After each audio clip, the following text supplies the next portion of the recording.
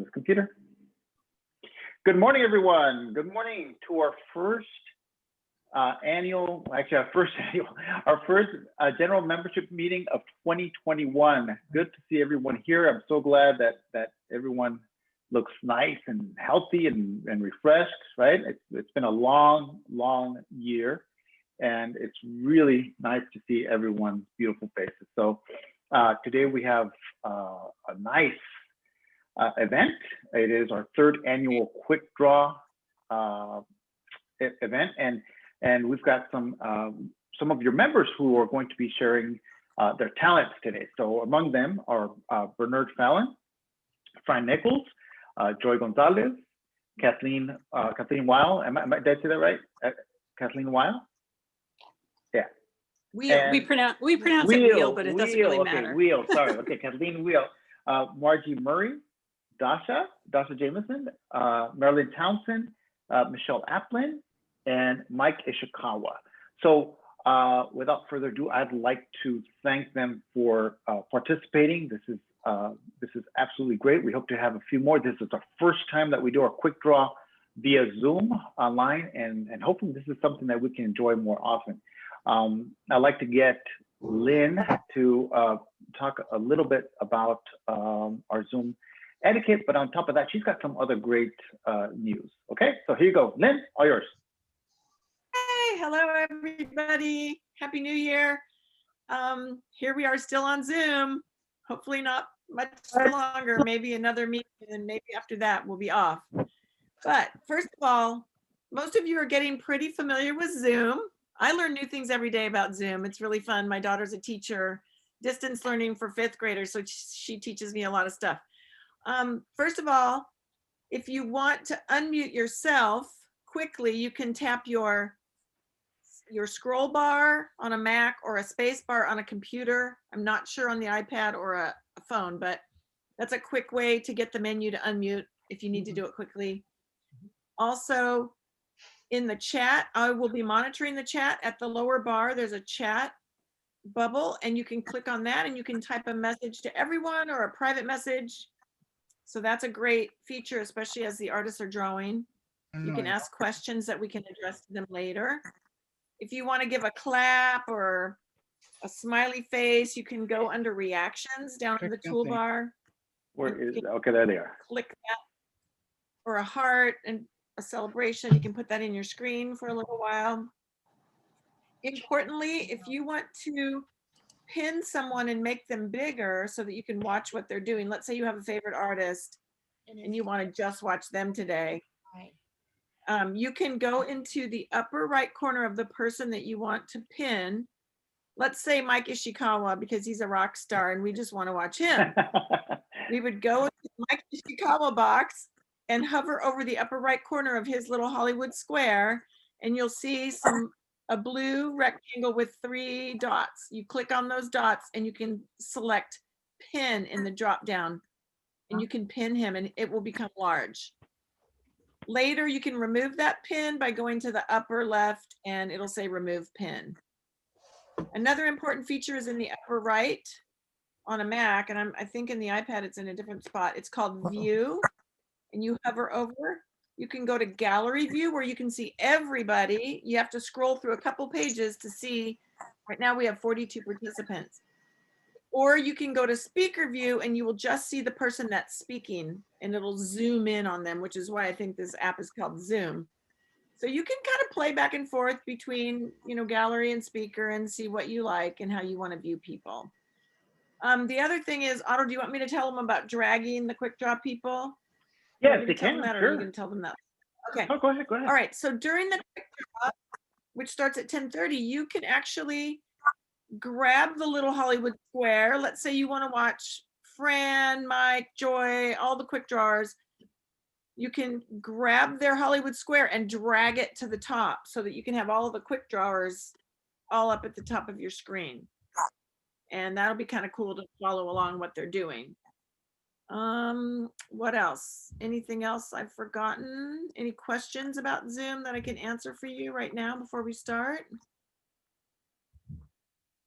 No. Okay. I think we're good. All right. We go. All You right. want me to wait on the IAPS announcement? Okay. You know what? Let's no, let's start with it. Go ahead and let's you're on the roll. Oh, you want me to talk about that?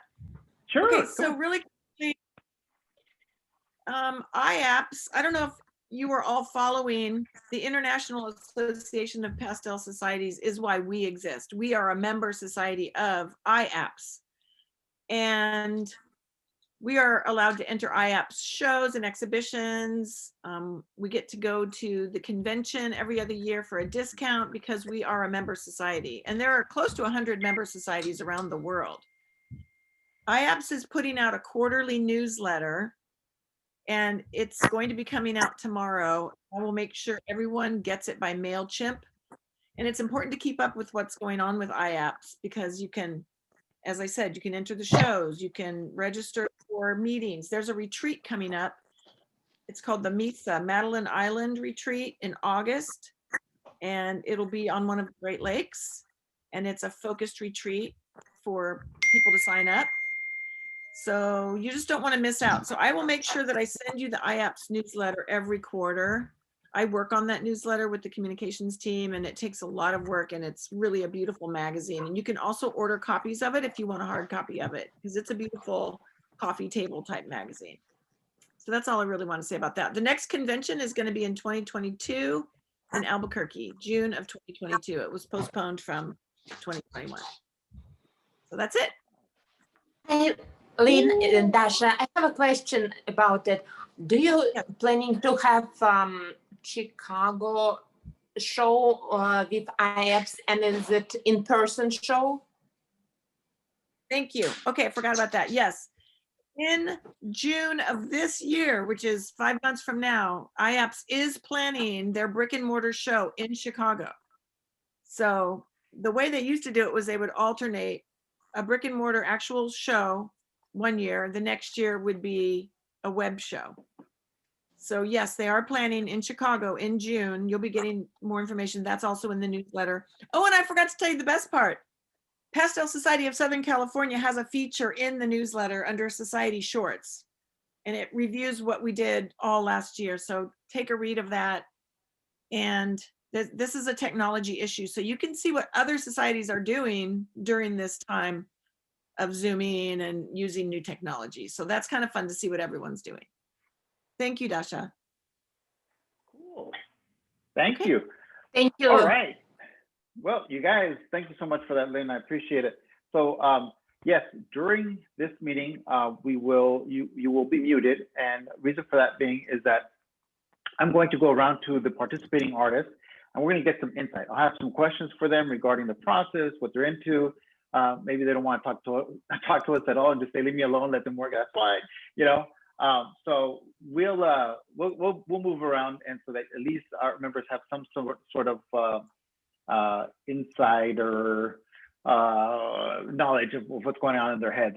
So anyhow, we have you guys. We have for those of you who are paid up, again, we have 3 $100 gift cards. So they will be from Dakota, and so we'll be doing that later on. Now let's talk about. We don't have a whole lot of time. We do want to get the show on the road. The quick draw starts at 10:30, and I'll go over the guidelines in just a bit. But first of all, you guys, our website for those of you who still haven't visited our website, you can go to psscwebsite.org. That's psscwebsite.org. You'll see our members' artwork. If you'd like to get your artwork up there, if you'd like to have it up for sale, please send us your images, and please make sure that they are 1200 pixels on the minimum. Excuse me, 1200 pixels minimum on the longest side. Okay, so I can resize them if they're too big, but there's an issue if they are too small. When you send your artwork to info@psscwebsite.org, you'll send it again at info@psscwebsite.org. You want to make sure that you title it with the name of the painting, right? So let's say, whatever it might be, Blue Ocean by Lynn Attic, and that's how you'll title it. You'll say Blue Ocean by, or the name of your painting, and then by, and then your name. And that makes it a lot easier for us to post your artwork. you will send us the information that's pertinent to each image, which is the size, the surface that you painted it on, the price, with or without frame, or if it's not for sale, that's fine. What genre? Is it representational, impressionism? What would you like to label it, if you want to label it at all?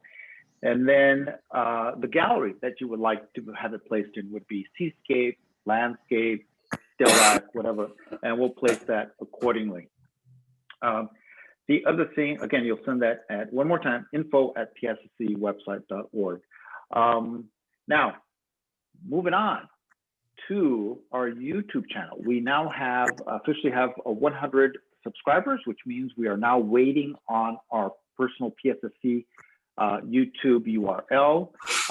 We're looking forward to that. So you can always subscribe by going onto clicking onto our widget on our website, or go to YouTube and look up Pastel Society of Southern California.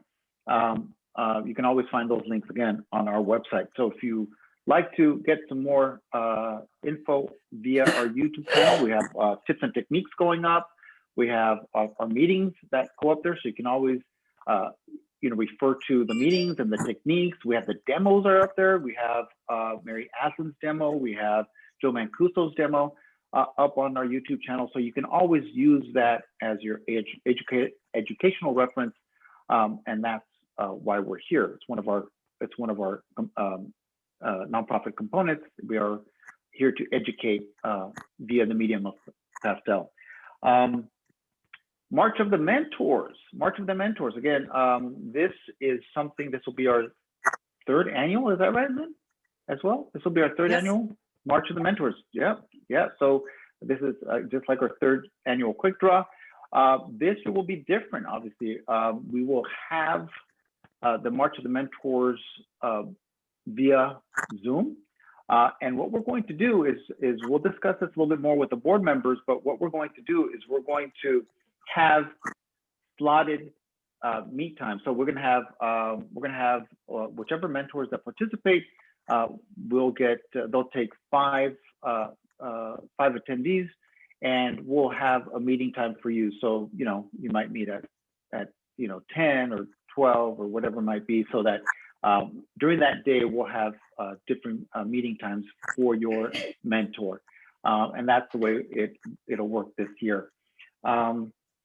Which I think I'm pretty excited about, because a lot of us during the past year have learned a lot about technology, have taken online courses, and so I don't see any real issue doing our March of the Mentors online.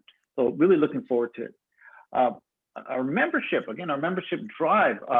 Your membership, your fiscal year is from July 1st to June 30th.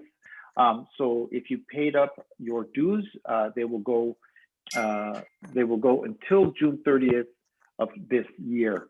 So for $30, you guys, this is something that we appreciate you being part of our Pastel Society, our community of artists.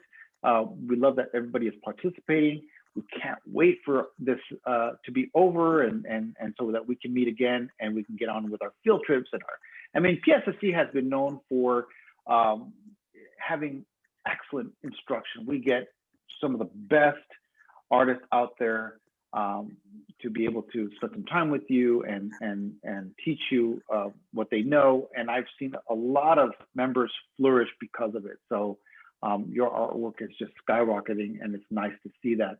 And so I'd love to continue in that tradition. For $30, we're going to try to do everything that we can in our power to stay connected with you. So we appreciate you renewing your membership.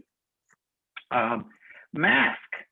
If you have not seen, you've gotten some emails regarding some of the masks that Kathleen has made for you. She's got it there, so I'm going to go ahead and spotlight Kathleen here real quick. And if you want to unmute Kathleen, I'm going to go ahead and there you go. Hello. So there are 3 different patterns. Can't get it on. There's the blue geometric Orange blossom, orange blossom, jungle feathers, I like that one.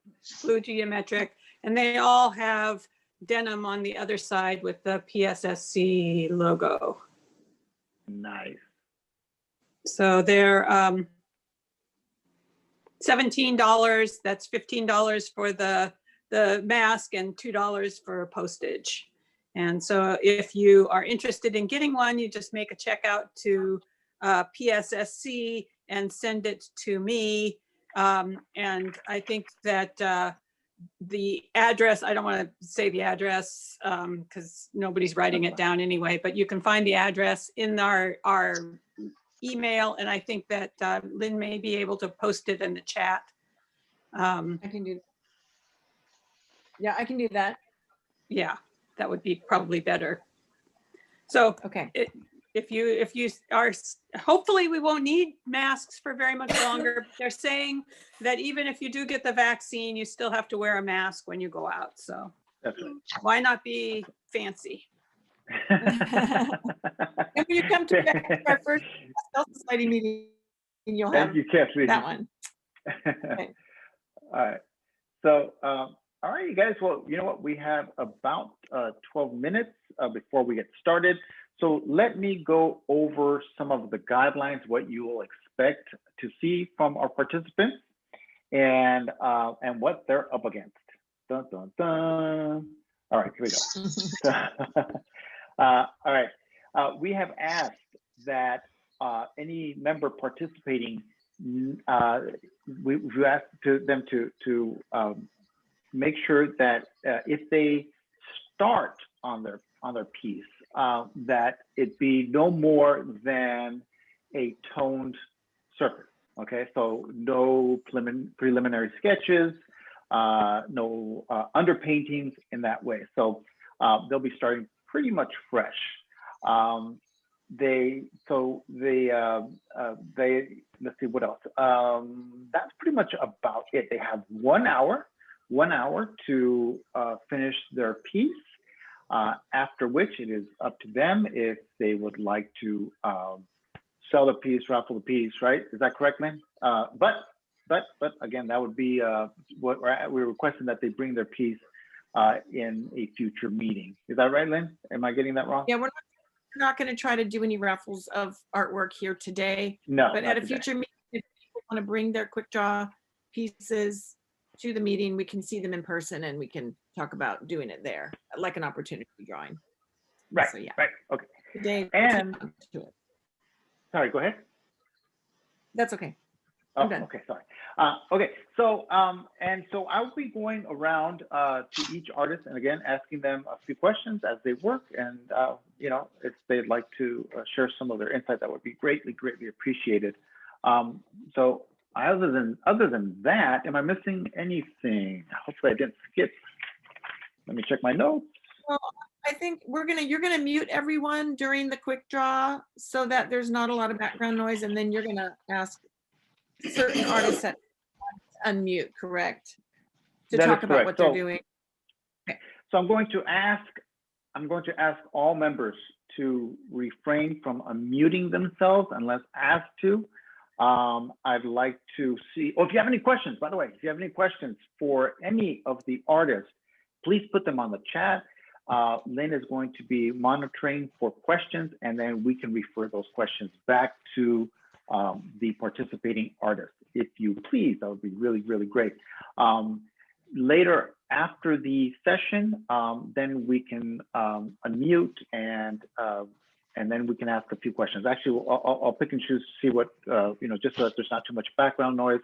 We'll have members ask any last minute questions, or if they have any comments. And then that's about it, right, Lynn? Yeah. Let's see. Okay. Good. What time is So, it? we have about 9 minutes. So if there's any, gosh, we went through that pretty fast, didn't we?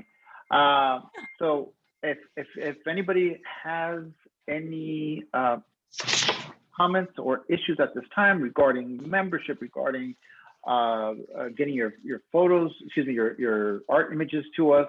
If you have any questions at this time, we'll address them right now since we have about. I have a question. And who would that be? Let me see. Let me spotlight. Jennifer Who is that? Grandy. Okay. When you're okay. Yes, I see you. Okay, let me spotlight you. Okay, I went to the info at PSSC website.org, and I couldn't see a way to upload images. Okay. So what am I missing? Okay, so no, only the web manager and some of the board members have access to the website itself, because if anybody gets in there and kind of pushes buttons that they're not supposed to, it could really wreck the website. So we ask that all members send their images via the email address, which is info@psscwebsite.org. That's the email address. Okay, so right? that's the email address then. That's the email address. So you'll send your images to that email address. If you actually go onto the website and you try to get into a website, it's not going to let you.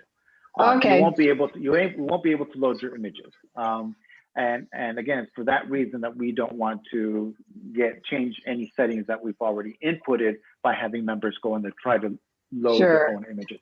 Because the other reason too, your images may not be suited for the website, and I have to look at those images and make sure that they're resized to the correct manner, and then I make sure that I have all the correct info for that piece. I put it up, and then I send you an email to make sure to confirm that all the information is correct. And if it's not, I can change it quickly. And that's the process that we're working on right now. So please, if you have any images, send them to the email address info@psscwebsite.org. Thank you. Okay, thanks very much. Oh, no problem. Thank you. In the chat as well. Okay. What, I'm sorry? I put that in the chat as well, so people have the email address. Okay. All right. Perfect. Any other questions? Any other questions? Can you let the participants show what they're going to be drawing? It would be interesting to see what they're going to be drawing. Yes, that's good. Great idea. If there's no other questions, let's do that. All right. Joy, do you want to show? We'll start with Joy. Let's move with Joy. Joy, do you want to? So go ahead and for all members, if you like to, you can now pin or so you can see, or you can put it on speaker view. Put it on speaker view at this time, so that you can see who is speaking. Okay, is that easier than me spotlighting it? Yes. Okay. So go ahead and put it on speaker view, and then you can switch back to gallery view. All right. And go ahead. I'm going to ask the Joy, do you mind unmuting yourself at this point? Yeah. Thank you. This is my picture. Can you see it, or I have it taped to my board? Yes. See the photo right here? Mhm. Okay. Yep. Sort of at the base of these Sierras in the Owen Valley. Joy, we're having a little bit of problem with the sound. It seems to be breaking up. Can you repeat what you just said? Oh, I said this is a photo from the Owens Valley. I'm using my phone as a hotspot, so I don't have the world's best internet connection. Oh no, that's okay. We can hear you now. Yeah. All right. All right. Great. Well, do you have any other info before we get started? No. No. What surface are you working on? Pardon me?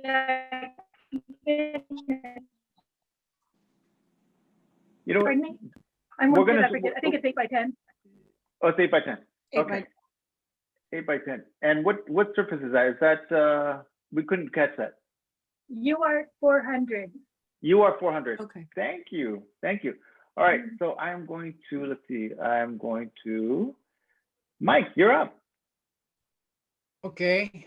Where am I? Oh, there I am. Okay. I was up in the Central Coast this weekend, and I was walking along the sand dunes, and I saw this picture. So I took a picture of it, and it doesn't look like much, but if you look closely, there's a lot of different pinks and oranges in here. And I like the structure of the backlit lighted trees. So I'm going to try this one and see how it comes out. You never know how it's going to come out until you try it. So there it is. It doesn't look like much. Let's see if I can make something out of it. Well, we can't wait. We can't wait. Let's see. I think we have time for one or maybe two more, and then I'll move and we'll get started, and then we will. I'll move around and ask questions from different participating artists. Fran, do you want to talk about your reference? Sure. I'm working on, can you hear me? Okay. Yes, I can hear you perfectly. Thank you. I'm on a 9x12 UART 500. And this is a picture from just south of Lone Pine on the south side of Diaz Lake. And I liked the light and shadows across the road. And it was a vertical, so I did more than one print in because I kind of like more of a horizontal format. That's beautiful. That's a great reference. The light is beautiful on that. Yeah, we can't wait to see. We can't wait to see what's going on. We have, what paper are you going to be working on, Fran? A 9x12 UART 500. UART 500. Okay. So we're going to move to Kathleen. Kathleen, let me spotlight you. There you go. This is the photo that I'm working from. My printer is not color, so it's a black and white print. Usually I work from my iPad, so I have the color, but I kind of like working from the black and white because then you can just like choose whatever color you want. It doesn't matter. And that's a photo from out in the desert, Borrego Springs, from last year when I was out there. Yeah, that's a great idea. Yeah, that's really nice idea. Is that water or sand? It's a road. Oh, it's a road. Yeah. Yeah, it's a road. I took the photo into Photoshop and got rid of some of the things that were in the photo that I didn't want to be distracted by. So there was more stuff in the road, and I just didn't like, I didn't like the way that it was distracting me from the lines that I wanted to highlight. So I got rid of it. And the surface that I'm working on is Lux Archival, and I chose 8x10. Nice. Well, thank you. I'm going to keep moving around as you work, ladies and gentlemen. It is almost time. We're just a few seconds away from getting started. This will commence. Let's see, we're going to start, just a little bit under a minute, and we're going to finish this off in 1 hour. So participants, get ready to pastel. Begin. And they're off. And Otto, you're going to mute everyone, correct? Yes, I'm going to mute everybody right now. Okay. Thank you. Thank you. Thank you for the minute. Okay.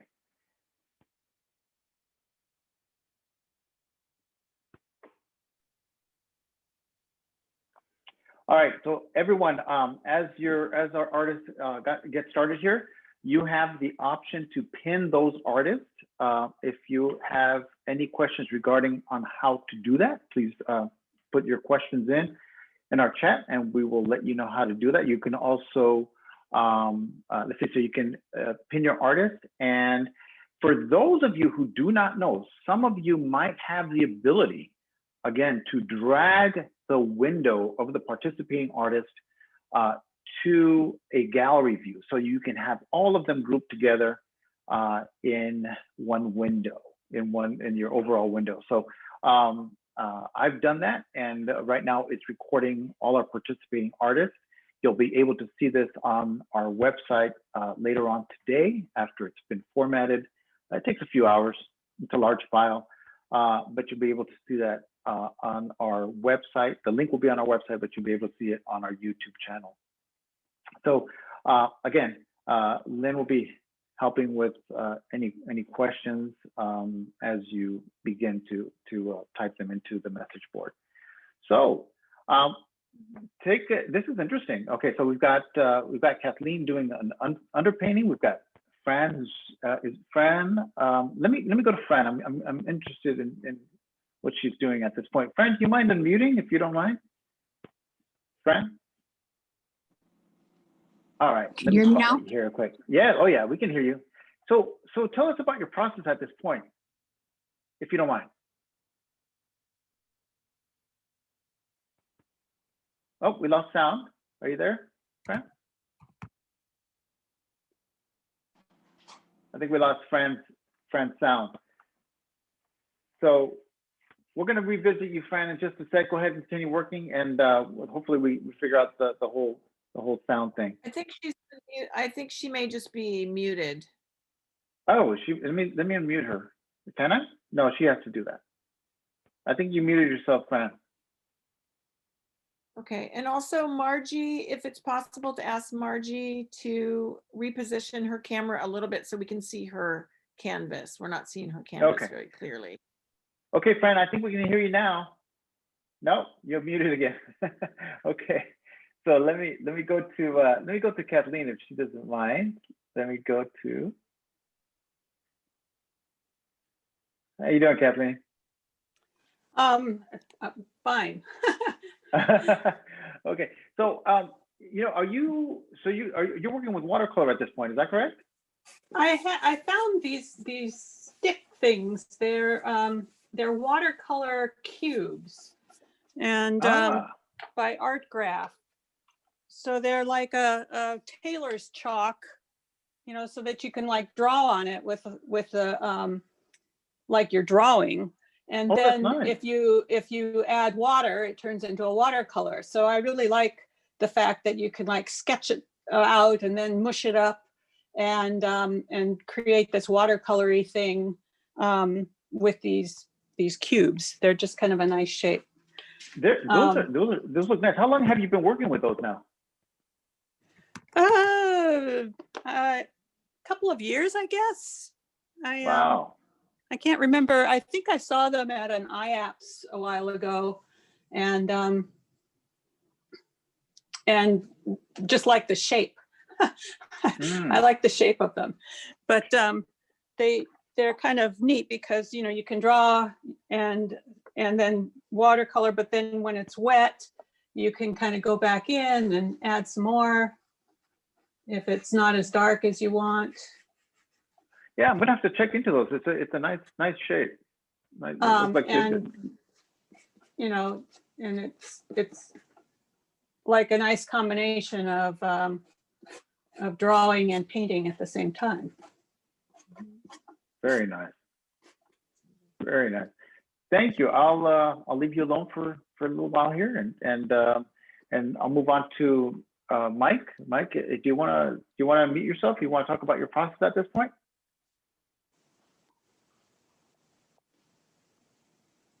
Good. There you go. Okay. I can hear you. I'm gonna get rid of that. Okay.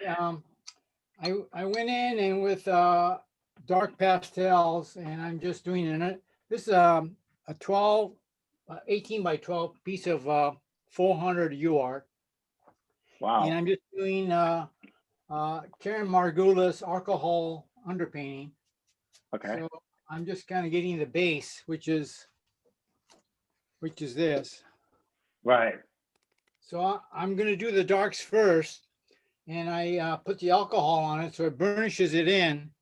And then after I do that, I'm going to go in with the pinks and the blues where the yellow is, which is the original paper. And then I'll start after that. So wow. So that's what I'm starting off with now. Well, it's already initially all these drawings, they kind of look pretty ugly. I mean, no, that's already looking quite dramatic. I mean, that's everything from your stroke to the contrast. Yeah, so you can do this and try to get some movement in there, and so I like to kind of get some movement going in the painting. So wow. Now that I'm gonna let that dry, I'm gonna take my hair dryer and dry it off, and then I'll just start with the light blue. All right. Well, thank you, Mike. We're gonna come back to you in a little while. In the meantime, I'm gonna move over to Bernard if he doesn't mind sharing at this point in time. Bernard, how you doing? Oh, look at that. You might, Bernard, if you can unmute yourself, and I'm going to mute Mr. Ishikawa. Oh, yeah. is that Okay. better? So, yes. Yes, we Okay. can hear you. So I'll just put some color in here. What I'm doing is I'm doing the Redondo Tide well after sunset, and it's very smooth. It's coming over the beach. It's only about ½ an inch deep, and it's the sun's gone down, but there's still a glow in the sky, and there's this deep, beautiful reflections of the sky, and it's got a whole beautiful range of blues and greens. Warms up, the sky reflects, and then you can see a wave breaking, which is very much in shadow here, and there'll be a subset, a little wave here, and then coming across here, there'll be an outgoing cross current of water going out, and it causes a beautiful etched line, and it's going to have a counter line here, causing a fishtail effect, which is just a beautiful design. It's very fleeting, and it's just a very gentle image. And I've been down there the last 3 or 4 nights, and in the dark, you can still be in the water, standing in it, and see this thing happening. And on the beach, there are dozens of people just staring into the peace and calm. It's just a beautiful, great moment. Well, you know, one thing is that we're not even 10 minutes in, and I mean, you got those pastels on there. I mean, so what is your intention in the first few minutes of any image, or for that matter, or are you working differently because this is quick draw? Well, I'm using the sides of pastels, and I've got a variety of Richardson and all the others, and I'm working on this Pastel Premier standard pastel paper. It's 1216, and this is the Italian clay, and it's a very smooth paper, and it's conducive to the sliding water. So I'm feeling very much, at one with these Richardson colors, and I've also got a Nocturne set which I won through the Pastel Society raffle or a prize, I can't remember what it was. But the pastel slides and glides on so beautifully that it feels like I'm dealing with water. Oh wow! Okay, well, I've never tried that surface, so I'll have to test it out. I bought it up at Dick Blick, and I thought, oh, okay, I'll try this. I bought 4 or 5 different pastels papers, and this has been the most successful. It's also, amazingly enough, this might be a small detail, but it's worth knowing. It's actually 12 by 16. The many other pastel papers don't measure that. They're all a 1/4 inch short. Ah, I see. So allowing for some trim. In other words, well, actually not allowing for some trim. I mean, you're saying it's too short. Oh wow. Well, yeah. Okay. I mean, so it's 12 by 16, and it's made in France, so they've got a slightly different metric measurement. But still, if you want a 1216 pastel paper and you buy them, and they're not cheap, you'd expect it to be 12 by 16. So, minor point, minor gripe. And I'm aiding myself with some cell phone pictures that I took over the last three nights, and I did some weeks ago. But it's very much the same thing. It's kind of in my head, so I've completely absorbed the idea.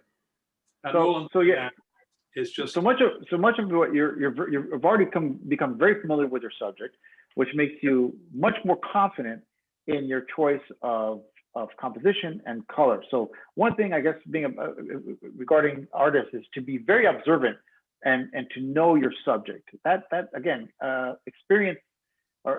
confidence comes with experience, and you've definitely got it. That's it. And so the other thing about this is also, you'd you could see this as an American abstract painter's design from the 1960s, for instance. You know, you've got a lot of packed stuff. It reminds me of Diebenkorn, in fact. But it's very natural. I'm not forcing anything. I'm just observing what's going on, but it happens to fit in with a lot of other artists over the centuries have divided their painting up like this.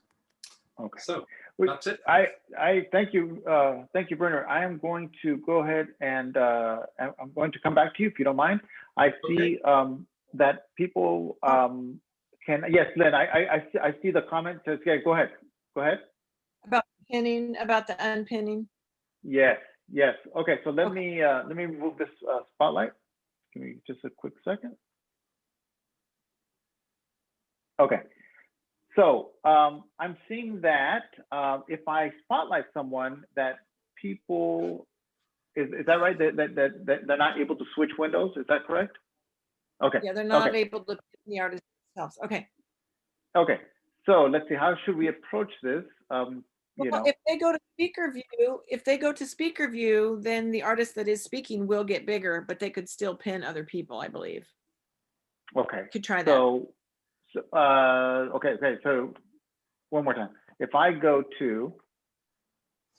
Well, let people go to speaker view. If everyone goes to the upper right corner, clicks on speaker view, they'll see the artist that is speaking, or you when you're speaking. And then if they want to pin a certain artist, I think they can still pin that artist. All right, that's fine. That's fine.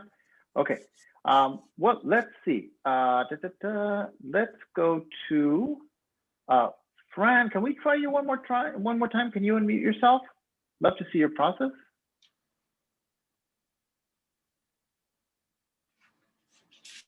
Fran, can you hear us? Fran. I don't think she can. I think she's got. Am I muted now, or can you hear me? Oh, there you go. There you go. Okay. Okay. Yes. Finally.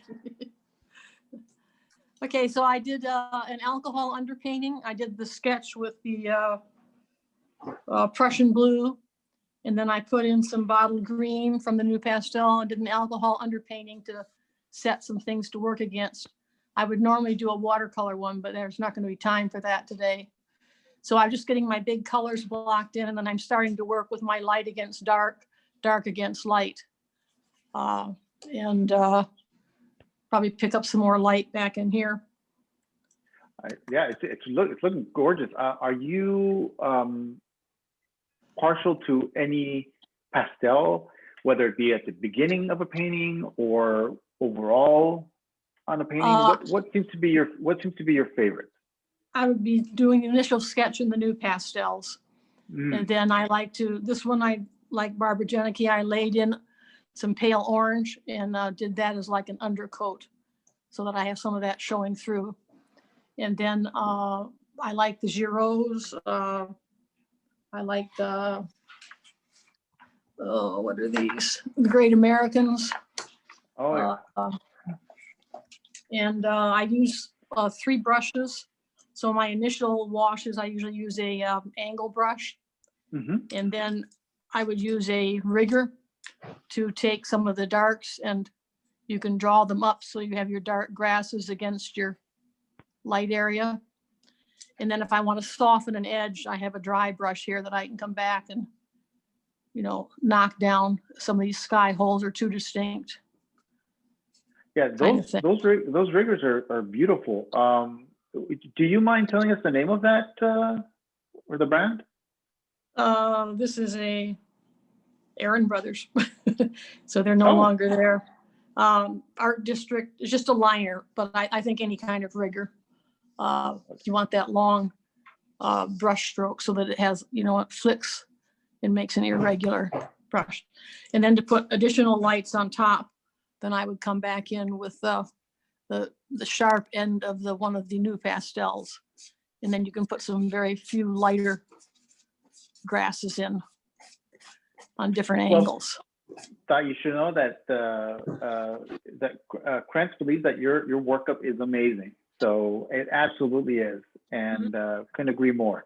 So thank you, Frank, for sharing. Is there anything else you want to share with us at this time? Or I'm going to go ahead and move over to. No, I did a practice one last week, so you can see more of what, the final thing will look like. And these are, again, some of the rigor marks of the dark against the light, and then you have the lighter grasses against the dark. Oh, And that is just gorgeous. right with that. Well, thank you, Frank. All right, moving to Margie. Margie, do you mind sharing with us your process at this time? Okay, so this is a picture of what I'm painting. Oh, nice. I went to Trader Joe's and I bought a lot of pennies. And I already did a oil painting in it. And I gave the money that I made from that to the Screen Actors Guild in Burbank. That was Linda Leifer's suggestion. So anyhow, I'm also trying clay.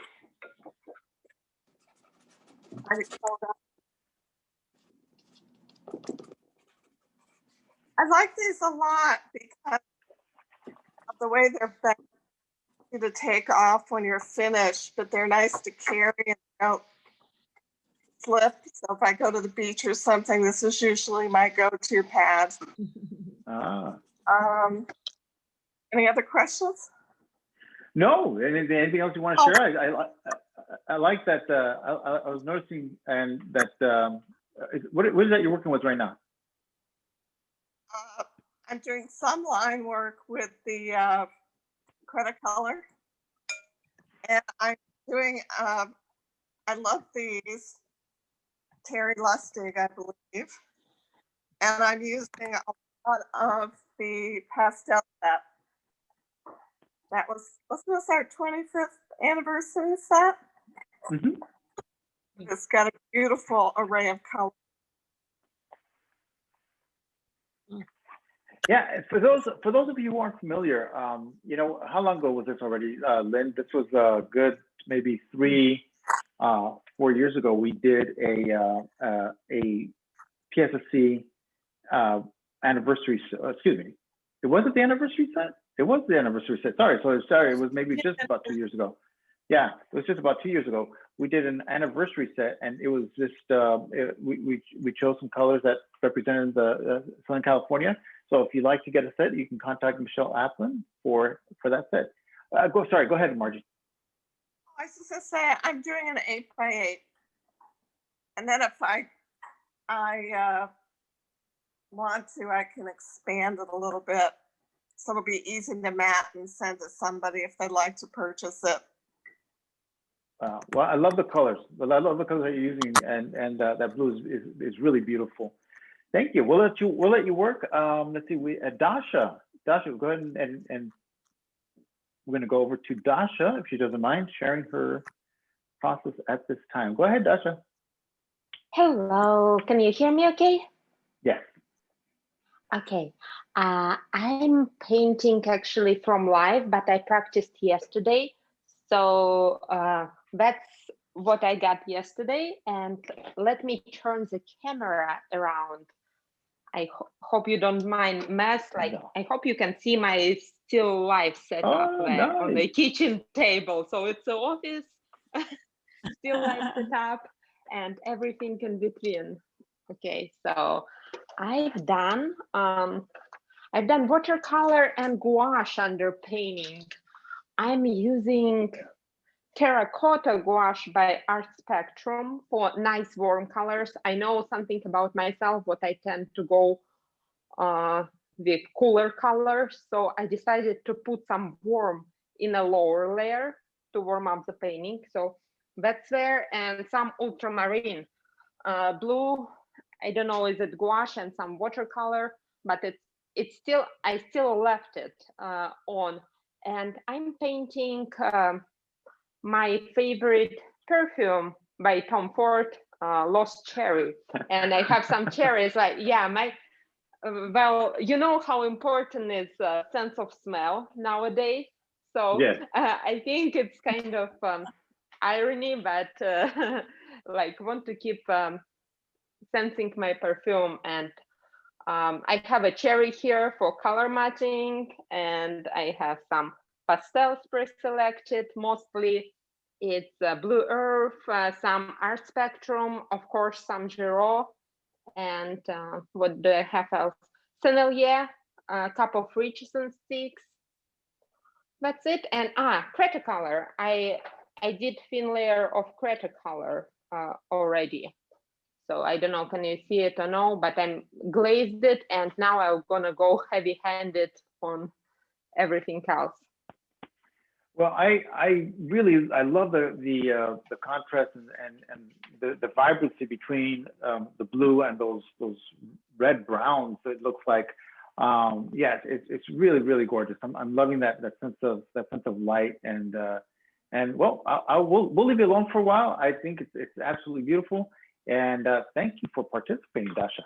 So we're gonna go ahead and let's see, who have I missed? I don't want to miss anybody. We're gonna go to Joy, and let's see if we can try.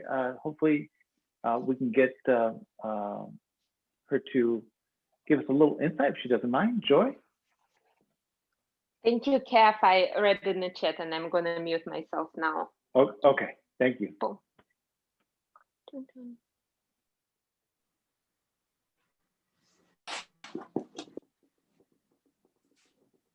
Hi, Otto. I'm Hi. struggling as usual. I can't really tell you much. Trying to work up the atmosphere with some alcohol and see what happens. Well, I think it's coming out great. You know what? I don't want to interrupt your feed, so let me go ahead and we're just gonna spotlight you really quick here. All right, go ahead. I think it looks great, Joy. The atmosphere is looking absolutely beautiful. I mean, there's that sense of distance, and you've really got that down. So I think it's looking great.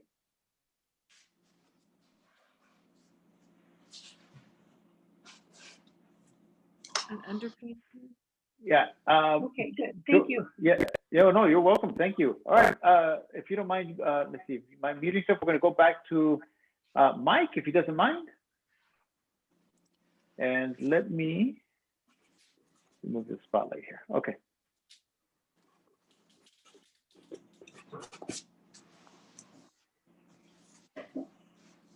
Mike, can you hear him?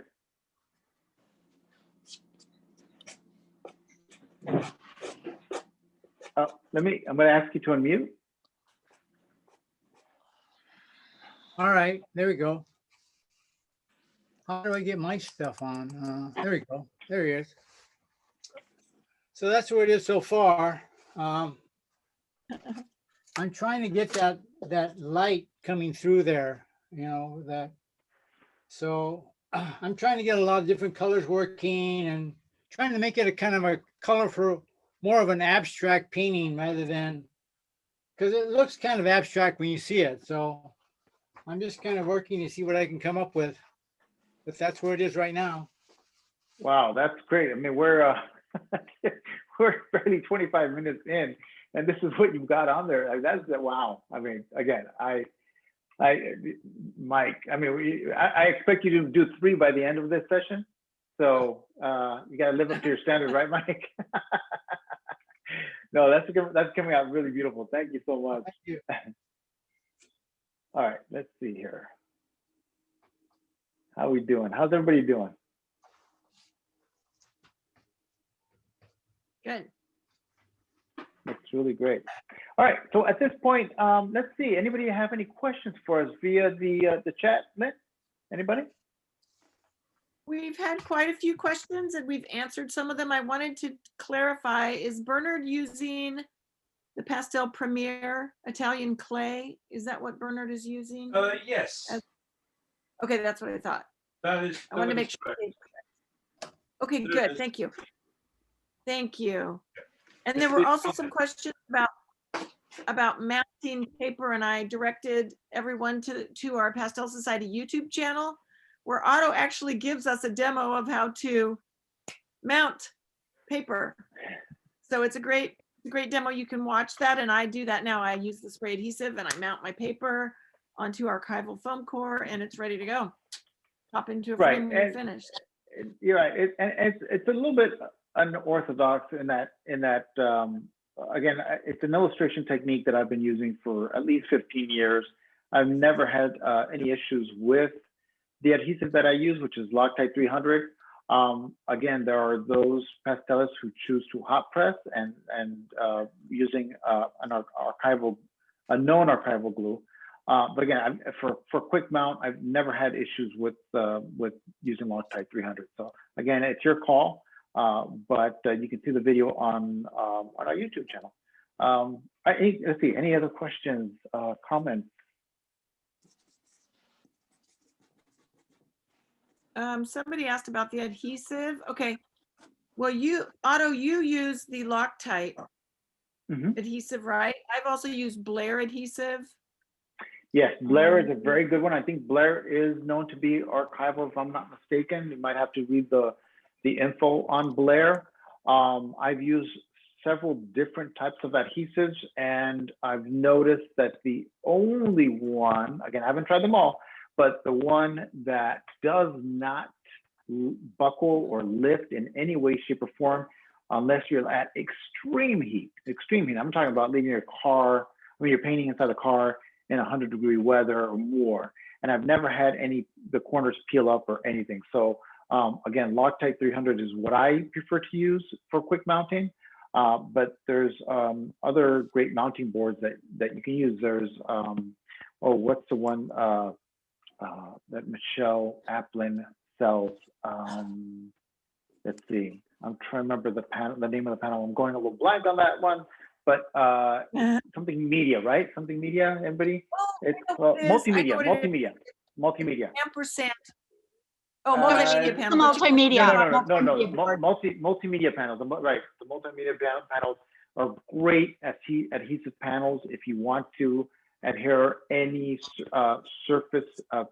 paper onto that substrate. So it's a really, really good adhesive panel.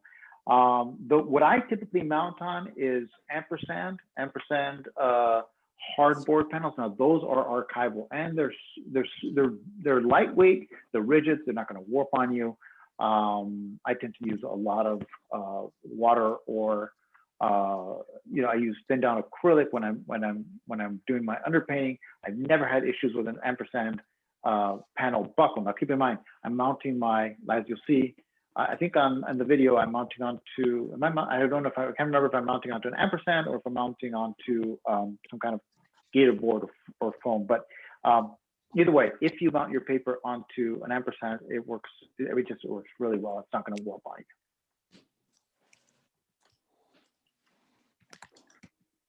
All right. If there aren't any questions, maybe I'm gonna look at Mike go. See what Mike's doing? He's checking. Yeah, go ahead, Mike. I'll just put it behind a mat. It's pretty much, I mean, I could work on a little bit more, but it's pretty much done. And you finished that in exactly half hour. It's amazing. You have to do another one. It's amazing. So this is our half hour. Warning. We have half hour to go, and Mike's already done one. Oh my gosh. Yeah, that's amazing. We're gonna, Mike, do you mind? I'm gonna spotlight you for a quick second. Can you show us one more time that piece? Okay, let me kind of mat it on. Let me kind of paste it on there so you can see it. Okay.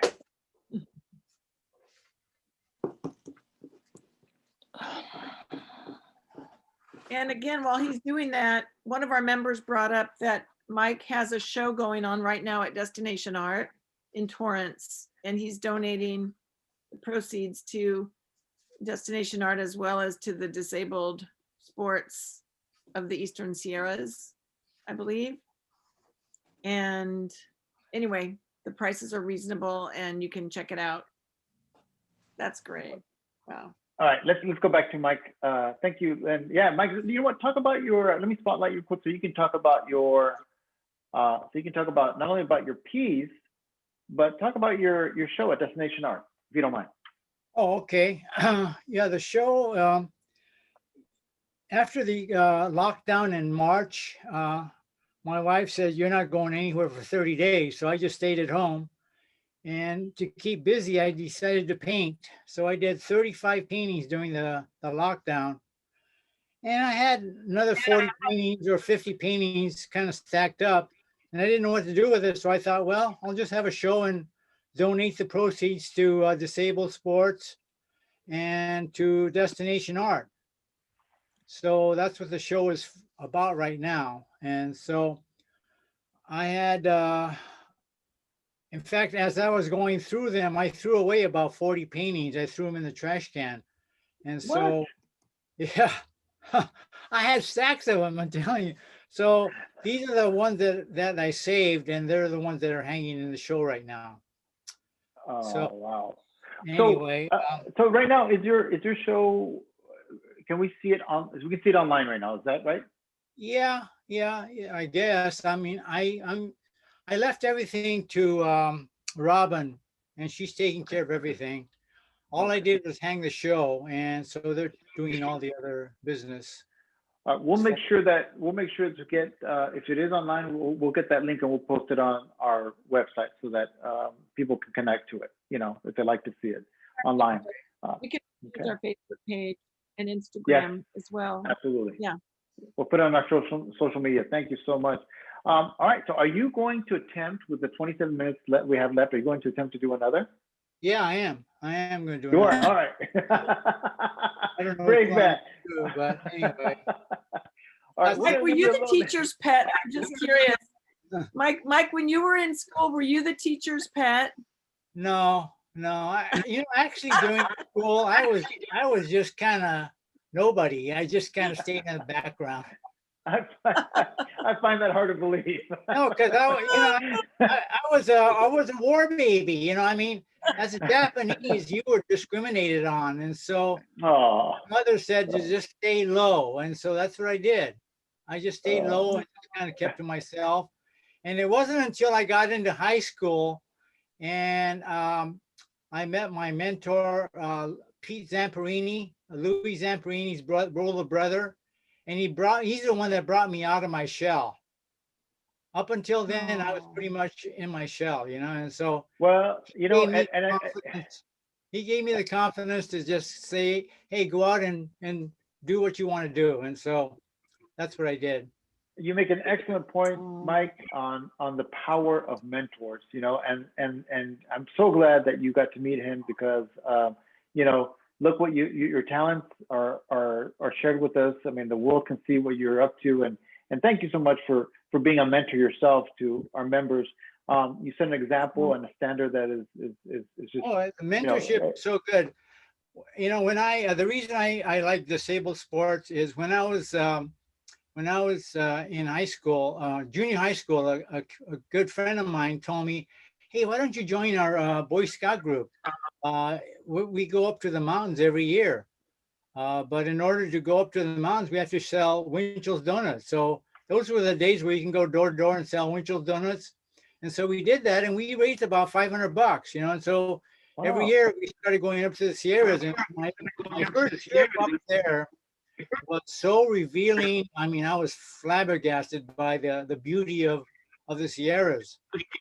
And so I thought, you know, this is something that every kid needs to go up and see once in their lifetime. So that's the reason I'm so passionate about this disabled sports, because they take disabled kids, wounded warriors, and they show them a good time up in the Sierras. And some of these kids have seen nothing but asphalt pavement for their entire life, you know, and so they go up there and see all these beautiful trees and lakes, and they're blown over, and it changes the direction of their life. It really does. Well, thank you, Mike. Yeah, thank you so much for sharing your talents, and it's really nice that you're giving to your funds. Profits from your paintings are going to. Mike. By the way, I'm sorry. Linda wants to see if you could bring that painting closer to the camera. Can you bring that closer to the camera? Nice. Nice. Thank you. Look at those. Yeah, look at those strokes. It's masterful. Thank you so much, Mike. And Otto, yeah. If we could ask you to unspotlight so people can pin their artists because Yeah, they're not able to I- pin while you're Right. spotlight. From time to time, I'm just going to spotlight just so that again, see, every time I speak or something, I want to ask a question, and it keeps on interrupting what the artist is doing. So I'll do it I'll do it momentarily, but and I'll let you know when I'll spotlight too, so you guys have fair warning. All right. Well, I am seeing we have more members who joined us. We have 49 members right now. Good morning, Lupe. Nice to see you. Maureen, how you doing? Janice, we have Janet. Hello. All right. We'll get to you guys in just a little bit. Let's see, who else do we have? All right, we're going to move back to our participants.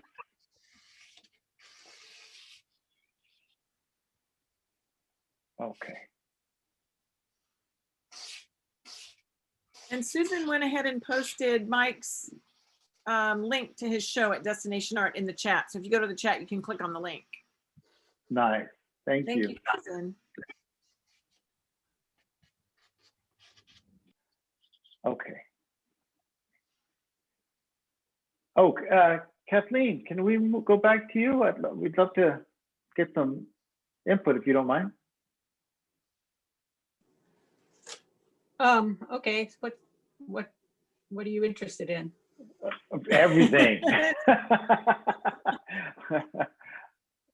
Go ahead and let's see. Go ahead. You know what? I'd love to know what are your chosen pastels? Again, if you're using a certain type of pastels in the beginning of a painting, and are you finishing off with a different set?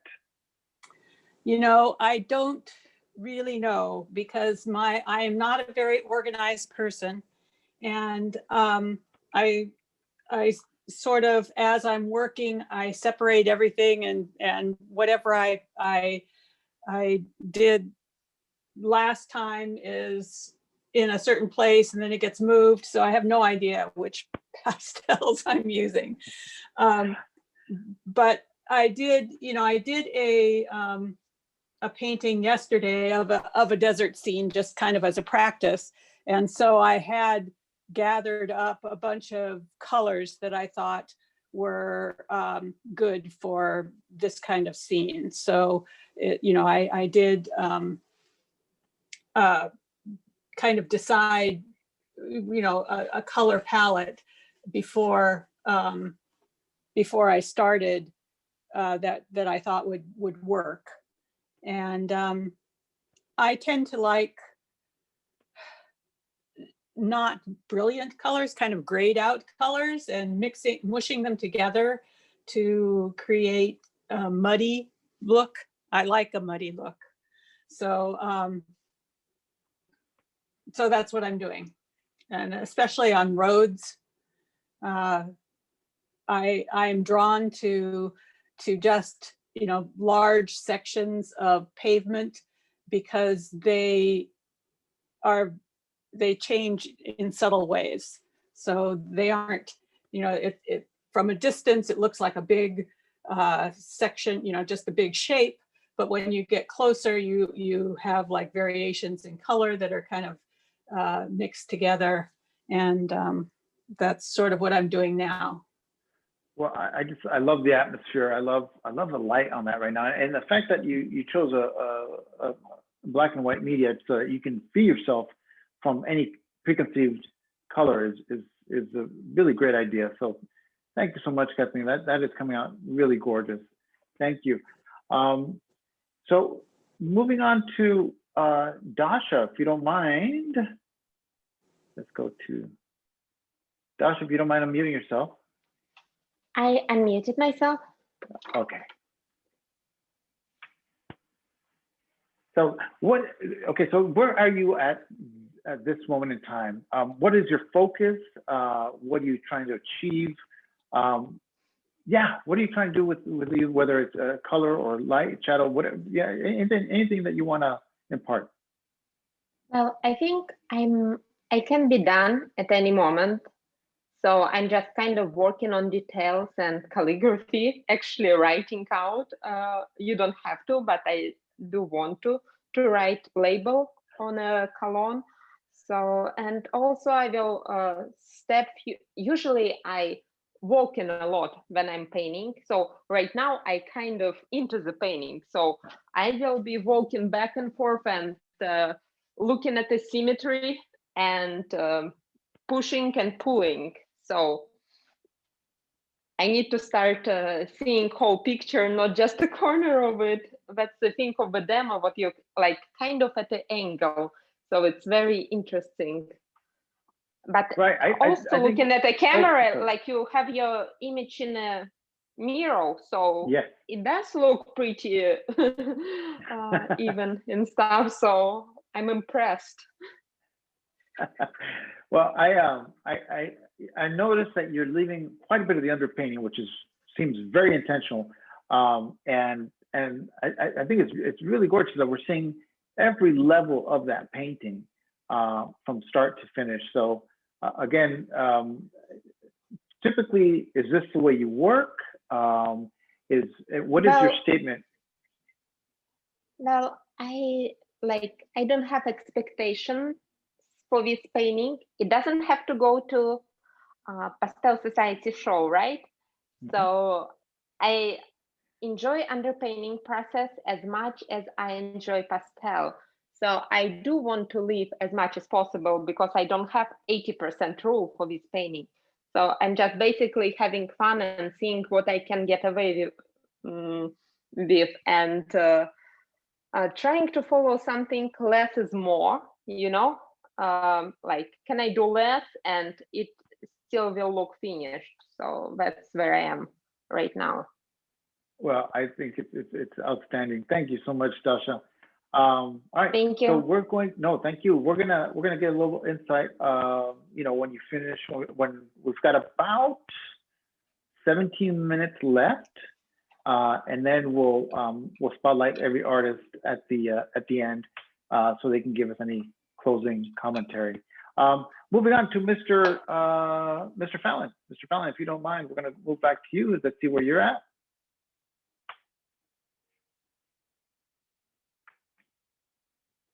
Go ahead and unmute yourself, Bernard.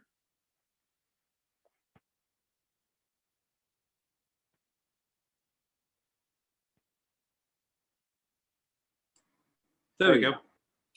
Okay, well, you can probably see it fairly clearly. It's down here that I've created a few little, like a fishtail effect of the interlocking little tidelets, you might say. And I can actually bring the picture closer to the camera. Yeah.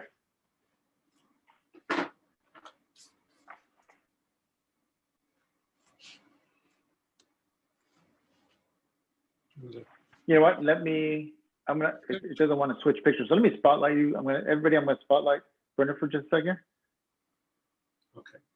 Okay. So that's gorgeous. There we go at the bottom. Yeah. So that's that lovely, peaceful, although the light is very clean at the same time, even though it's dusk and the sun has gone down completely. This is about 15 minutes after.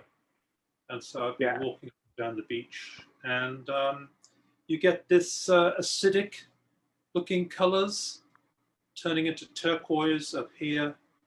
And this angle here, it reflects a beautiful turquoise, and then it switches. There's a tide wave breaking, which is dull, and then there's a bright patch. You know, it's quite an unusual. And then there's this. This is actually, you can see it with the naked eye, but you're looking into wet sand here, basically, and it's turning brownish, you know, ochre. But there's also a lot of alizarin down there as well. Now the strokes, the strokes are great. The color, the vibrance between those complementary colors, that's really gorgeous. And how I pushed the colors, yeah. So would you call this one done? Yeah. Wow. Yeah, that's gorgeous. And I've got an idea for a lot of these. So. Because it's right in front of me, a mile away. How could I not do these? in fact, some of them will be in fact chopped off, so that strip will be much less. This is, to me, in a sense, this is, I'm explaining too much on the top. But once I cut this down, it'll go into just a pure, more abstract, I would think. And every night there's a light show. So there's a number of different variations of this that are possible. And it's perfect for pastel, because pastel colors are so clean. And I'm using, obviously the usual suspects, and not necessarily having to always explain it. No, I think it's great. I kind of like the blues up at the top, but that's just me. Are you going to look? If I did that, yes, you see the power there. That orange strip, it's just a glow, isn't it? All right. As opposed to too much. But anyway, yeah. So it's basically it's kind of churning around in my head that that this is a good place to be. And like a lot of artists who paint landscapes, Van Gogh painted what was around him. And I have a nice garden, but I'm finding this is more powerful.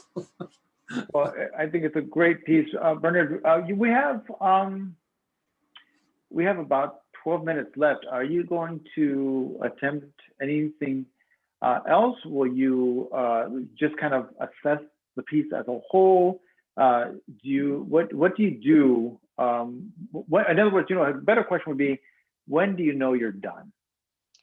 Oh, well, I always paint with a view to painting every part of it at the same time. And so if I've achieved that, so everything moves at the same pace. I don't start at the top left and, work down to the lower right. So it's kind of a holistic thing. And the pastels, when I start out, are very orderly. And now they're not. So I work myself through a whole brain experience, which is everything symmetrical and mathematical, and it's a rectangle, and then the colors start to take over, and in the end, it's very chaotic on the easel, or sorry, on the palette, you might say, but it's all that energy has gone from selection, has ended up here. And if this is looking better than my palette, I'm done. Because it's often the case with oil painting that my palette is looking better than the actual canvas I'm painting on. And I know that's in the wrong order. So I've got to end up with more chaos down here. All right. Well, thank you. Thank you, Bernard. We appreciate it. Well, we're coming to a close here, so I want to reach out to a few other artists, and sure. And then we'll finish our session in 10 minutes. All right. Thank you, Margie. Thank you, Bernard. Margie, if you don't mind unmuting yourself, we'd love to hear what your thoughts are at this moment. I'm liking it. Thanks. Really happy with these background colors which complement the peony.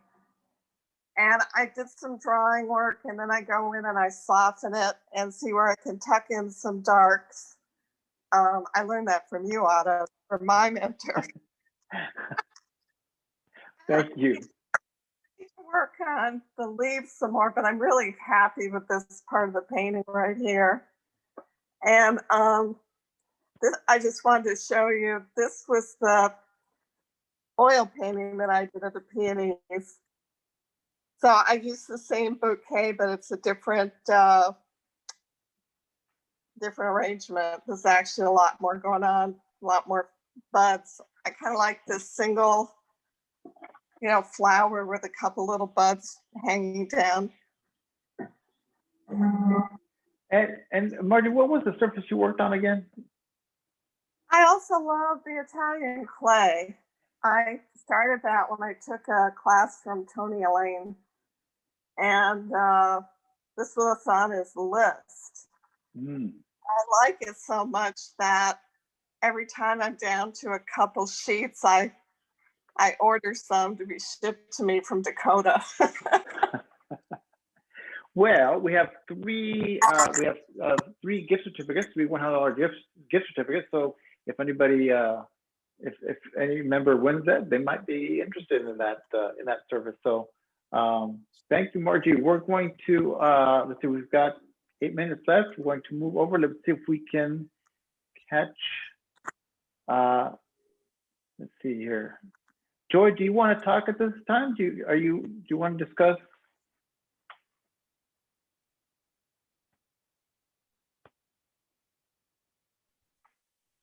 I'm just fiddling now, so I guess some of that done.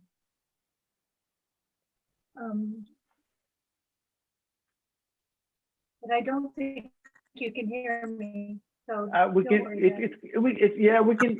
It's cutting out a little bit. I mean, we can. Yeah, it's a little. It's a little low, and it seems to be a little choppy. So again, let me see. Let me spotlight you. You guys, I'm going to spotlight her, Joy, really quick here. See if we get some. Okay, Joy. Well, don't really have much to say. I think I pretty much got it finished. Where That's gorgeous. Can we get it? I'm just messing with it. So. Well, can you move it? If you can hear us, can you move the image closer to the camera so you can get a better look? Trying. See it?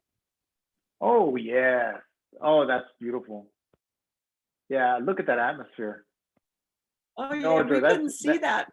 Yeah, far we away. can see that. Yeah, that's gorgeous. Look at that. I mean, it's just, there's such a beautiful sense of atmosphere and light in that piece. I love the post.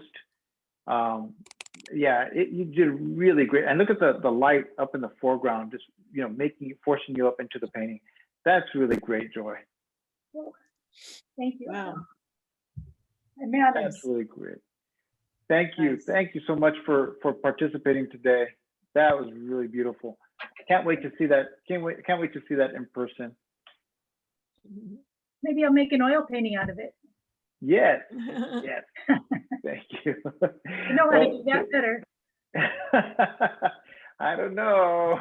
I mean, your pastels are gorgeous. So please, please don't stop using those pastels, because I do remember when we first met. You were strictly oil painting, right? And then you was it at Lynn's Ranch? I think that's when the first time I saw you use pastels, and I was wowed by it. I said, "Wow!" So it was like you were made for pastels, and so I'm not knocking your oil paints whatsoever, because I think they're absolutely beautiful.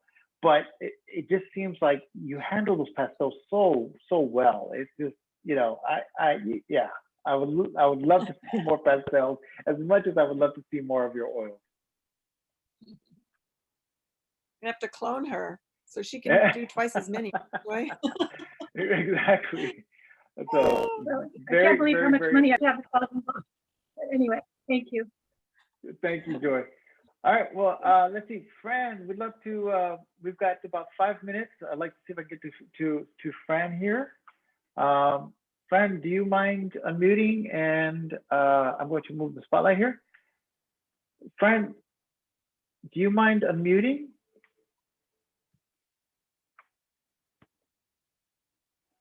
Might take her a second. Yeah, it might take her a second, yeah. Oh, hello, There Fran. it goes. Okay. All right, am I on now? Yes. Yes. Okay. So I'm getting towards the end, and I'm paying attention now to shape relationships, so I don't end up with a lot of just, lines that are all the same or shapes that are the same. Paying attention to the darkness of my shadows, because we had one workshop where the lady said that the shadows closest to you are more medium and then they become darker. And then as you move back in space, they actually become lighter. So the darkest shadow is not exactly where you're standing, but just slightly out from you. Yeah, And I thought that was an interesting concept. I am going to spotlight you just so I don't keep interrupting you. Just for a second, we're going to spotlight Fran. Fran, I want to walk down that path. That is gorgeous. That is just, yeah. I mean, it feels like such a beautiful day. Those trees casting that beautiful shadow down that path. Then, some last minute, like longer rigor strokes where the grasses are coming across and just, final touch-ups. Yeah. So this is looser than my other one, but it's just a different feeling. Yeah. And you weren't, and so when you're doing a theme several times over, again, what is it you're trying to accomplish when you work the one scene several times? Is it to try to figure out the sense of color and light? Is it more emotional than anything else? Because you just say there's a difference between one and the other, and how do you feel one versus the other, if that's even the case? Because this one's faster, I think it's more abstract. There's more fine detail in this one. Mm-hmm. But I actually think I like the distant foliage in the new one better. And I like the orange underpainting because you get these little exciting orange things showing through where you haven't covered everything. I think I got to work on the value relationship still, because I think that this light is the lightest spot in the painting. When you look at the photo, you can see that really is where my strongest light against dark should be. And I have to adjust that a little bit still, I would say. Well, yeah. And we had a question, Otto, in the chat from Virginia. Is Fran using watercolor to put in the grasses, or did you just tone the paper orange, Fran? What did you do exactly? I used the orange pastel lightly and then fixed it in with the alcohol. And then on the grasses, I'm doing, some with the sharp end of the new pastel. And then the other ones, I put down a little of the darker bottle green. And then if you take the rigor and it pulls that dark up. Okay. And you can actually dip the rigor in alcohol and rub your pastel and pick up a little dark pastel that way too. Now, can you explain what a rigor, what is a rigor exactly? For a rigor is a brush with like a 1 inch to 1.5 inch long, very thin bristle. And it's called a rigor because they originally did them for doing the ship's rigging, the very fine lines and watercolors. Yeah. Is that similar to a liner brush, or is a liner brush longer? Let me interrupt, ladies and gentlemen. Your time is up. Your time is up. Thank you very much. This concludes our 3rd annual quick draw. And thank you so much to all the participants. Let me go ahead and I'm going to remove the spotlight. I'm going to add, everybody, if you can unmute yourselves and give everyone a round of applause if you can. If you want to do it with the emoji, go ahead and unmute yourself. Good job. Yay, wonderful. Yay. Nice. Very nice. Well, all right. So let me switch over to gallery view here real quick. And give me a quick second. All right. So let me go to, let's see, Janet. Janet, do you mind? Where are you, Janet Schott? Yeah, right here. There I'm you right go. here. Okay. Okay. Let me. Oh, you know what? Let me switch over to speaker view. Sorry. Okay. Okay. Janet, so I see you have one of your own paintings back there, but tell us what you thought about our first Zoom quick draw. Loved it. Loved it. I learned so much from each person. because you got Mike who does the wide strokes, bold, and then you have Fran that does the rigor with and how to put the pastel and alcohol on your brush and make the little feathering of the grasses. That's wonderful. I love it. And it was close up, so that was really nice. I love that Joy Gonzalez. I don't know how you got that mistiness going on. I want to learn how to do that. That was in the background. That is awesome. And Bernard, bold, yet it's almost like you can see through the water. It's so cool. Yeah. And you know, every Kathleen, boy, that little sandy thing, that road that's going in there, I have trouble with that perspective. And that was really nice. So everybody's done. Dasha, hello. I love that abstract looking painting, and yet you know exactly what it is. I like the title too. Of the cherries and really nice. So you guys, God, everybody's just wonderful. Well, that was a great commentary. Thank you so much. Are there anybody else want to share their comments regarding Lynn? Did you raise your No, hand? I just wanted to say maybe if the artists could email the image of their finished paintings, we could post them on our social media and our website, so everybody can get a nice image of the finished work. If the artists would be willing to do that, that would be so great. Okay, now go back to other one's comments. I just want to say. Okay. All right. Who wants to share the comment for first? Yeah. Okay, Nancy, you're up. Nancy. I do. I have never wanted to paint so much in my life. To do it on Zoom, I have been working on a painting, and so I just started working on it. And you know, I'm sitting here watching and listening and being able to work on my own painting. I think Zoom is wonderful. Thank you. Thank you. Anybody else? Hey, how you doing, Daniel? Good to see you. Daniel, do you want to say anything? Yeah, let me unmute. Can you hear me? Yes. All right. Yeah, I thought it was great. You know, it's nice to be part of a community again. You know, can't wait for this COVID stuff to be over. Although making these Zoom meetings, this is great to see everybody. Yeah, I learned, you know, just a lot about the mounting process again with the pastel paper, so that was helpful. And everybody's different techniques, Dasha, Kathleen, Mike, and let's see, Bernard. The painting Bernard did was like, I don't know if you saw the sunset last night, but it was. I was down there. Like, yeah, there's a crescent moon that could go in there. It's just this little sliver of a moon, but it's going to get more exciting. Yeah, I saw that last night, and that's what it reminded me of. Yeah. I'm just here in my studio. I'm working on this big oil painting here, and it's nice to have some motivation with everybody. Yeah. This is a 4 foot by 5 foot painting. Oil on canvas. Wow. Great effort to start the new year with. Yes. Yeah. Good stuff. Wow, that's great, Dan. Good to see you.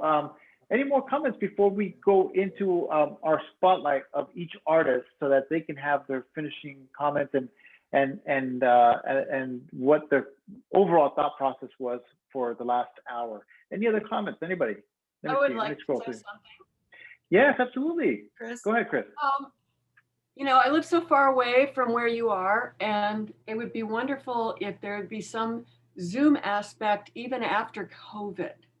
That would be fabulous. Oh, yes. Good idea. Yeah, involved here. Normally, I can't. So, and I love this group. You have so many wonderful artists and friendly, nice people, and it would be so great if you could do that. Chris, I think that's an excellent suggestion, and I think that's a great idea. I don't see why not.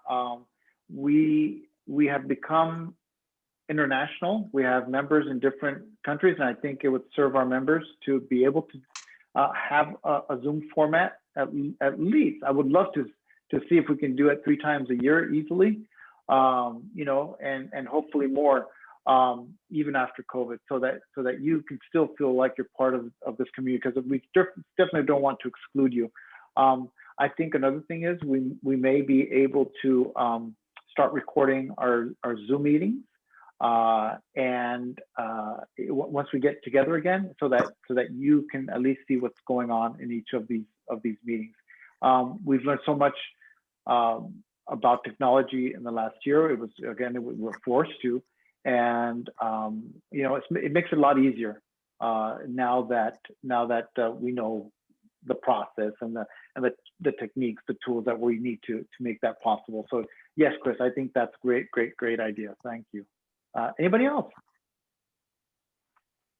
Yeah, I'd like to say something. Yeah, I participated in the first quick draw, and you know what? I think this is such a great format for the quick draw because it's nice to hear the artists as they're working.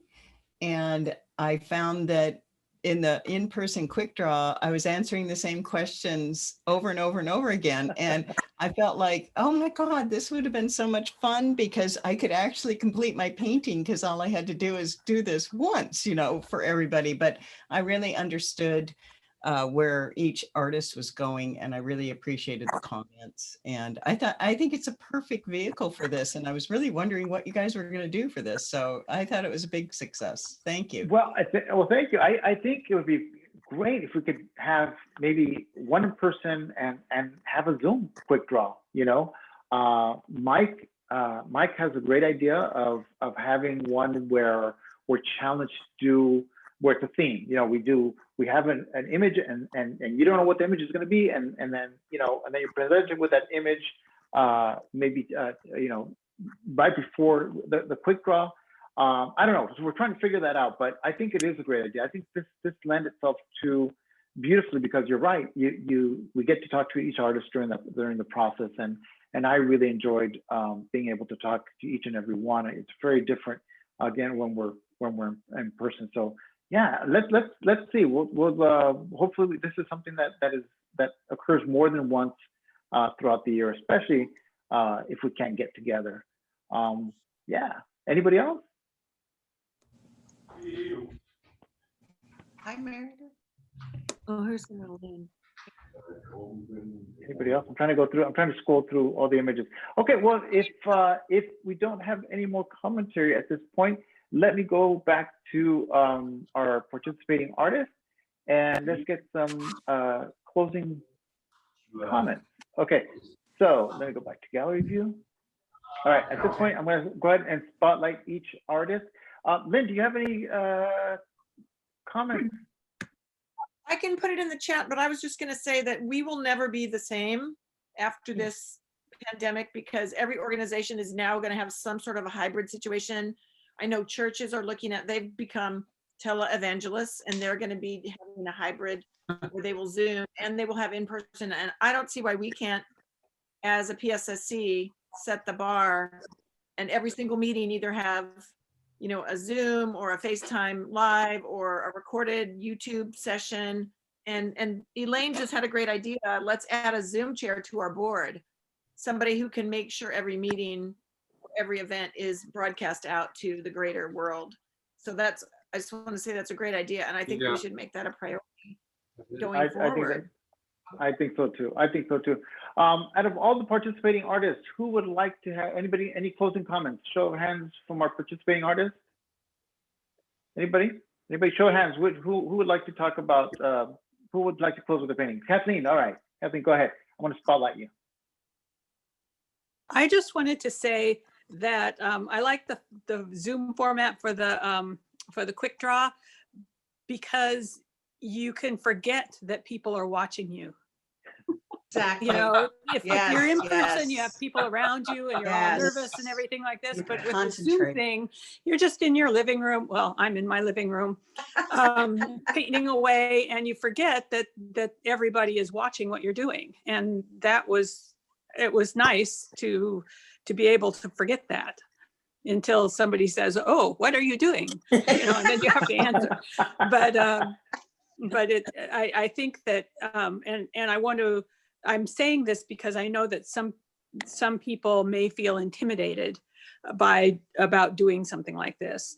And part of that is because everybody is watching them and they don't like that. And I want to tell them that that this is a perfect way to do it, because you forget that. And I wanted to say that no matter what your level is, we are all interested in in your process. That even people, maybe especially people who are new to it, may have something, maybe doing something that we never thought of before. And so that's why we want to see you, even if you may be new to the medium or new to drawing, because everybody has something to offer. That's all. Thank you, Kathleen. That was beautiful. So true. I think part of the lack of participation sometimes is due to being intimidated by other participating artists. And the whole thing is this is really not a competition whatsoever. It's sharing your process. It also sometimes it takes you out of your comfort zone. Like this is really not my thing. I don't do a lot of quick draw. I go through the whole process of really trying to fine tune certain things that I take my time with. And so when I did my first quick draw last year, I was like, whoa, okay, this is definitely. I got to throw everything I know sometimes out the window, except for the basics, right? So you focus on that, but got to retrain your brain a little bit, and so that it communicates with your hand. And I loved it. I want to continue doing it. So very good point, Kathleen. I appreciate that. Going back to our artist, Bernard. Bernard, Yes. I'm going to spotlight you. Give us your closing comments if you don't mind. Yes, well, I just wanted to comment on what Kathleen was saying, because at the first and second quick draws, there was 8 or 9 artists and there was clusters of people around, and it felt slightly competitive at times that there was nobody putting any tickets in my little voting box. And, Dave Bolton had 20 people around. Where was everybody? So there is cause for a bit of neurosis when it's live in a room with all the other people. Thank you. But this is fine.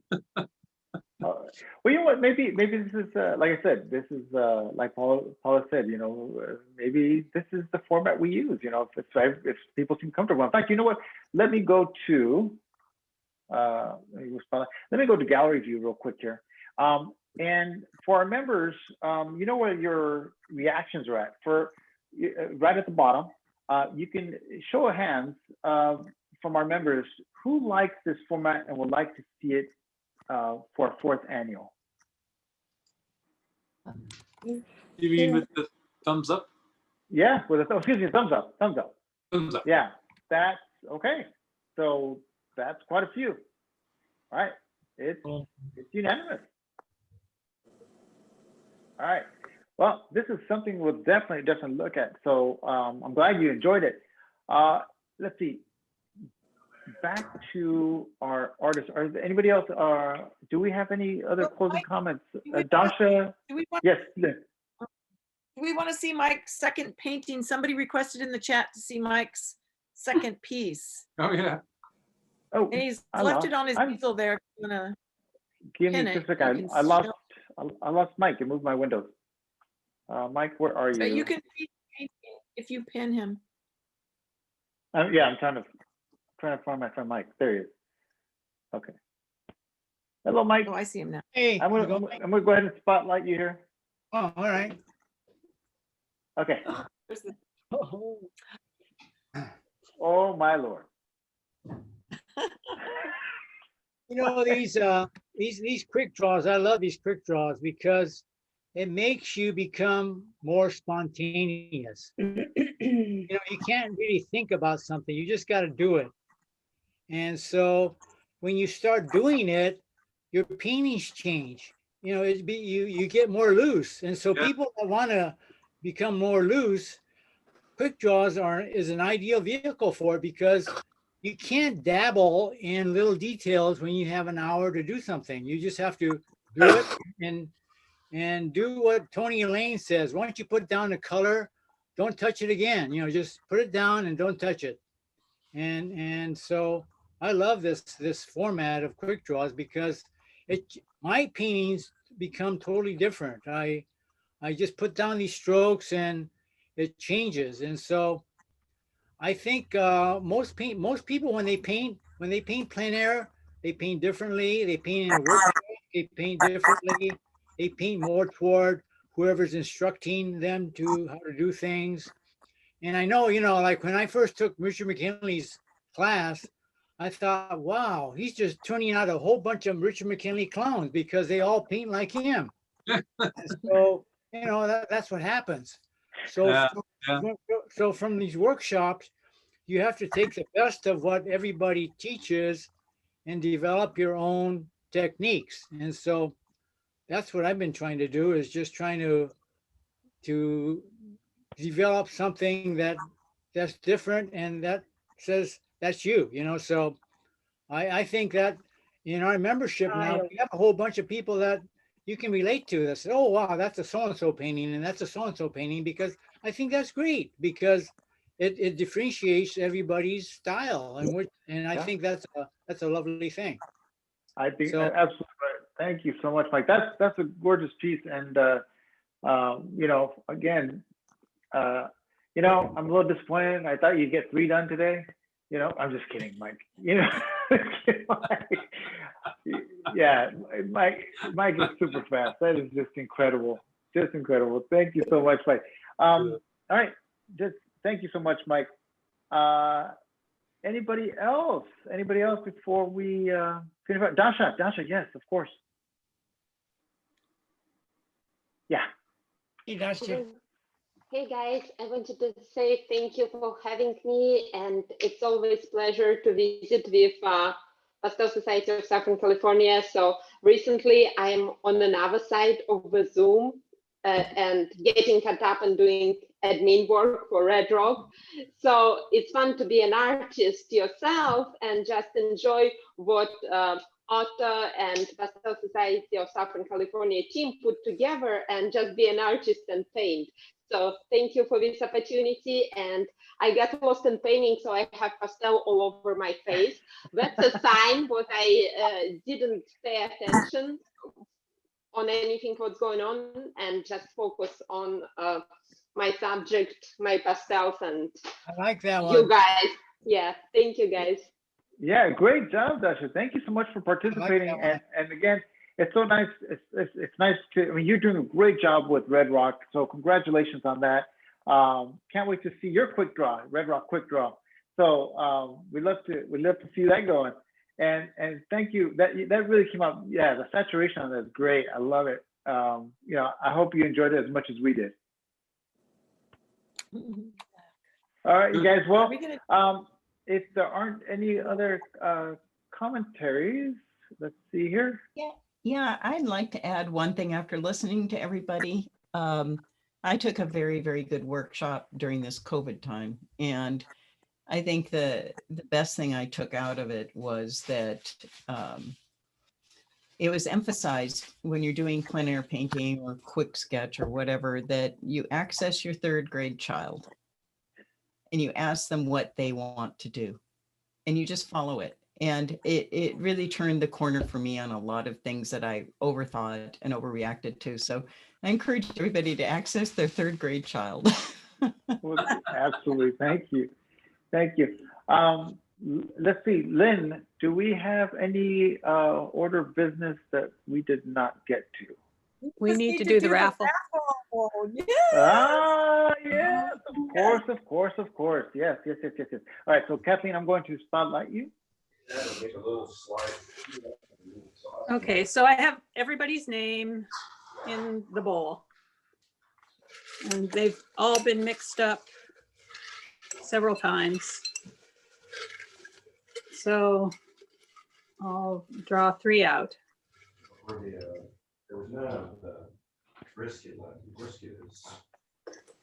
Okay, the first one is Candy Grote. Candy Grote here? Is Candy here? Anybody see Candy? Let me look at the participant list really quick to make sure, because you have Yeah, to you be gotta present to win. You gotta be present. You gotta be You present. have to be a member. Candy Crow. Well, she RSVP'd for the meeting, but I don't see. I don't see. her. Can anybody Okay, confirm? so- No? Okay, Sorry. I'll draw another right. one then. Draw another one.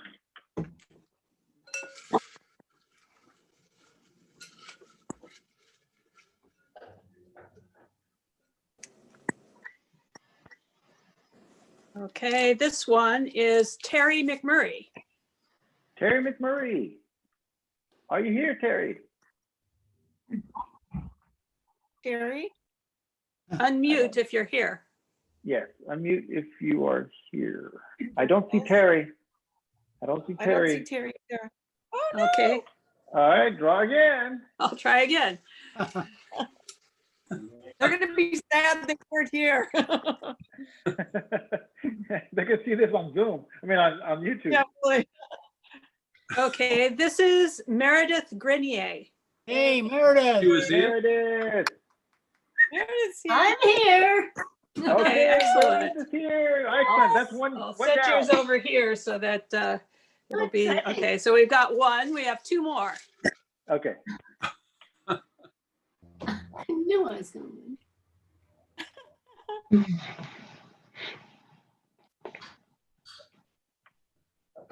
Okay, this one is Nancy Vietz. Nancy. Nancy. Congratulations, Wow. Nancy. And I'm here too. All right. Thank you. One more. One more.